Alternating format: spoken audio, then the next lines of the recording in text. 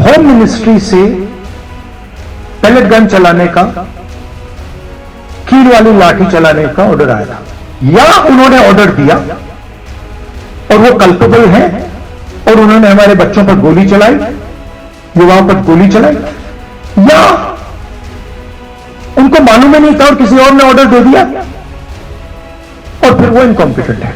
गोली चलाई गई, मारा गया, उसके लिए प्रधानमंत्री को अपोलोजाइज करना है।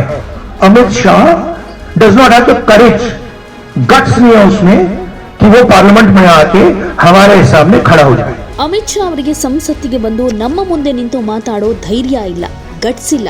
ಕಳೆದ 15 ದಿನಗಳಲ್ಲಿ ಅವರು ಇದನ್ನೇ ತೋರಿಸಿರೋದು.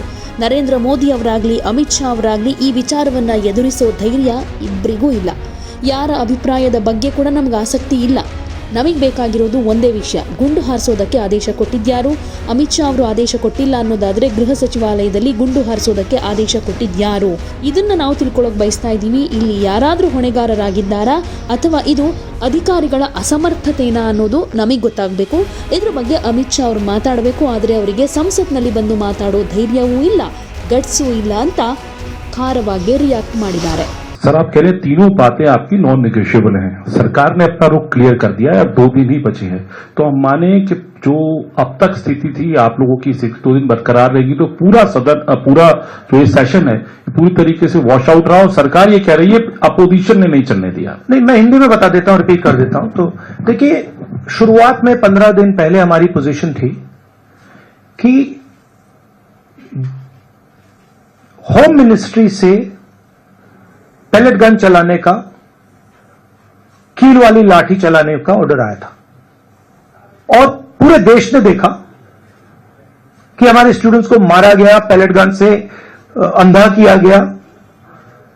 हमारी पहली डिमांड थी कि होम मिनिस्टर आए और देश को क्लियरली बता दें, या उन्होंने ऑर्डर दिया और वो कल्पेबल है और उन्होंने हमारे बच्चों पर गोली चलाई, युवाओं पर गोली चलाई, या उनको मालूम ही नहीं था और किसी और ने ऑर्डर दे दिया और फिर वो इनकॉम्पिटेंट है। और हमारा कहना था कि इस पर उनको स्टेटमेंट देनी चाहिए और हम उनका इस्तीफा मांग रहे हैं। सेकंड पॉइंट, जो हमारे स्टूडेंट्स पे दिल्ली में गोली चलाई गई, मारा गया, उसके लिए प्रधानमंत्री को अपोलोजाइज करना है। और तीसरी डिमांड, जो प्रधानमंत्री ने राम मंदिर ट्रस्ट पे अपने लोग बैठाए थे, जिन्होंने करोड़ों रुपए चोरी किए हैं सबके सामने, उस पर चर्चा हो। ये हमारे 3 डिस्कशंस थे। हमारा कहना नहीं था कि अमित शाह जी आके किसी भी सब्जेक्ट पे भाषण दे दें, जनरल चीजें आके बोल दे, हमें उसमें कोई इंटरेस्ट नहीं है, देश को भी इंटरेस्ट नहीं है, उनकी क्या ओपिनियन है किसी को कोई इंटरेस्ट नहीं है उसमें। हम यह जानना चाहते हैं कि गोली किसने चलवाई, और अगर इन्होंने नहीं चलवाई तो होम मिनिस्ट्री ने किसने चलवाई, और कल्पेबिलिटी है या इनकॉम्पिटेंस है, यह हम समझना चाहते हैं। तो यह हमारी पोजीशन शुरुआत से थी। From day 1 it has been our position, our position is not changed.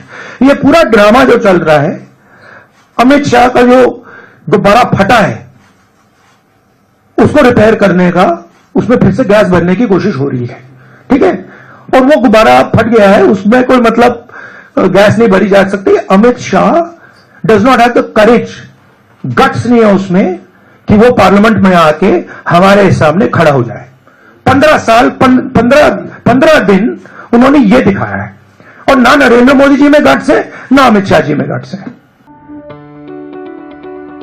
ಯಾವುದೇ ಸುದ್ದಿಯ ಅಪ್ಡೇಟ್ ಅನ್ನ ಮಿಸ್ ಮಾಡ್ಕೊಳ್ಬಾರ್ದು ಅಂದ್ರೆ ಈಗ್ಲೇ ಒನ್ ಇಂಡಿಯಾವನ್ನ ಸಬ್ಸ್ಕ್ರೈಬ್ ಮಾಡಿ. ನಿಮಗೆ ಬೇಕಾದ ಭಾಷೆಯಲ್ಲಿ ಎಲ್ಲಾ ಸುದ್ದಿ ತಿಳಿಬೇಕು ಅಂದ್ರೆ ಒನ್ ಇಂಡಿಯಾ ಆಪ್ ಅನ್ನ ಡೌನ್ಲೋಡ್ ಮಾಡ್ಕೊಳ್ಳಿ.